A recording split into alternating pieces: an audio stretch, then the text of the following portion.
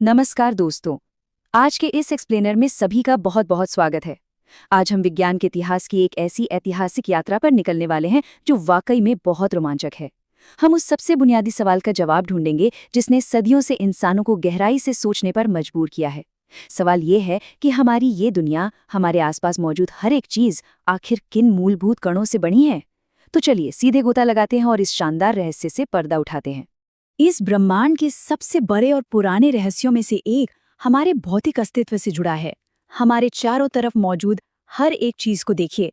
ये ऊंचे पहाड़, बहती नदियां, हमारे हाथ में मौजूद स्मार्टफोन, यहाँ तक कि खुद हमारा शरीर। क्या कभी मन में ये सवाल आया है कि अगर इन सबको छोटे और छोटे टुकड़ों में तोड़ते जाएं तो आखिर में क्या बचेगा? भौतिक दुनिया का निर्माण आखिर किन ईंटों से हुआ है? बस यही वो पहेली है जिसने आज की विज्ञान की नींव रखी है। इस रहस्य को सुलझाने की सबसे पहली सीरियस कोशिश की थी प्राचीन यूनानी दार्शनिक डेमोक्रिटस ने। उन्होंने एक बड़ा ही क्रांतिकारी विचार सामने रखा। उनका कहना था कि ब्रह्मांड का हर पदार्थ बहुत ही छोटे छोटे कणों से बना है, जिन्हें उन्होंने परमाणु यानी एटम नाम दिया। और सबसे हैरानी की बात बताऊं, उन्होंने ये सब किसी आधुनिक माइक्रोस्कोप से देखकर नहीं, बल्कि पूरी तरह से अपने थॉट एक्सपेरिमेंट्स यानी वैचारिक प्रयोगों के जरिए सोचा था। उनकी दूरदर्शिता देखिए। उनका मानना था कि ये कण इतने छोटे हैं कि इन्हें और ज्यादा काटा या बांटा नहीं जा सकता। ये हमेशा बने रहते हैं और इनके बीच खाली जगह होती है।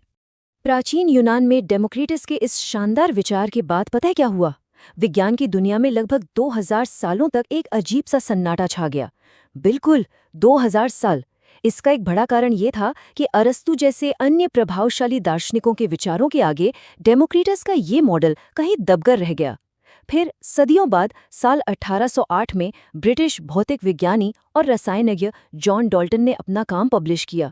उन्होंने डेमोक्रिटस के उस पुराने दार्शनिक विचार को उठाया और उसे एक पक्के ठोस वैज्ञानिक सिद्धांत में बदल डाला।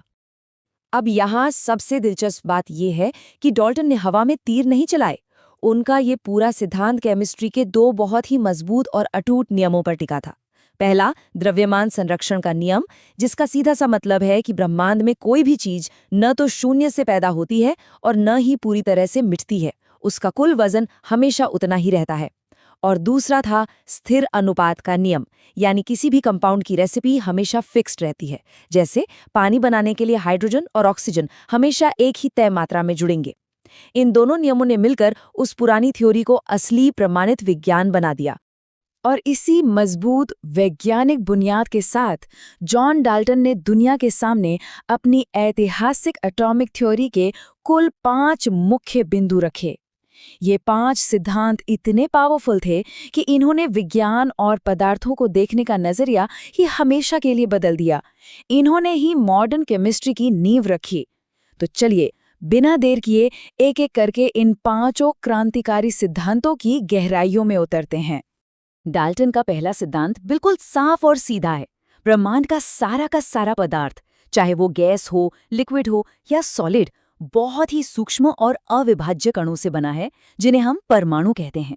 कहने का मतलब ये है कि परमाणु किसी भी चीज की वो आखिरी, सबसे छोटी और पूर्ण इकाई है, जिसे और टुकड़ों में काटा या बांटा नहीं जा सकता।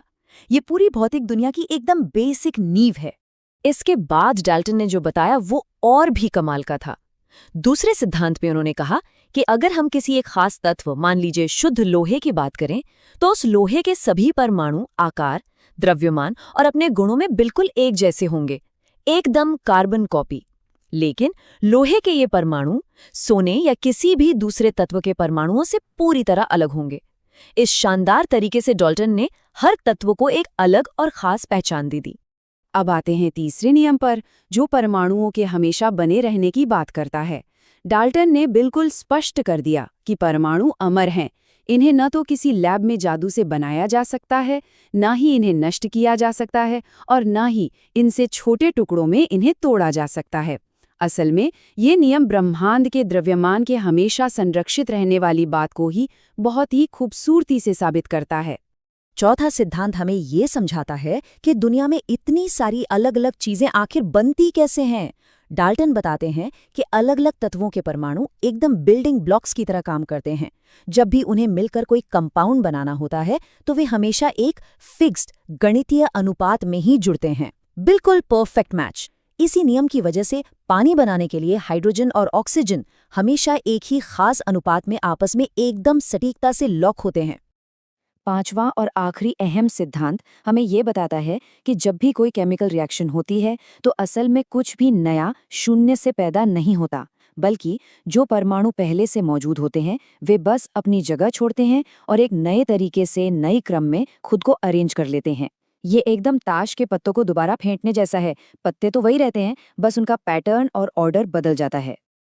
लेकिन दोस्तों, विज्ञान की इस कहानी में एक बहुत बड़ा ट्विस्ट अभी बाकी है। डाल्टन का ये नियम केमिकल रिएक्शंस के लिए तो एकदम सटीक बैठता है, जहां कुल द्रव्यमान हमेशा संरक्षित रहता है। पर जब आधुनिक विज्ञान ने न्यूक्लियर रिएक्शंस यानी परमाणु प्रतिक्रियाओं की खोज की, तो सारी हदें टूट गईं। यहाँ कहानी पूरी तरह पलट जाती है, क्योंकि न्यूक्लियर रिएक्शंस में द्रव्यमान संरक्षित नहीं रहता, बल्कि वो सीधे तौर पर बहुत ही विशाल ऊर्जा में बदल जाता है। ये नई खोज डाल्टन के उस पुराने नियम के बिल्कुल उलट थी, जिसमें कहा गया था कि परमाणु पूरी तरह से अविनाशी है। तो इस एक्सप्लेनर के अंत में एक बहुत ही दिलचस्प और गहरा सवाल खड़ा होता है।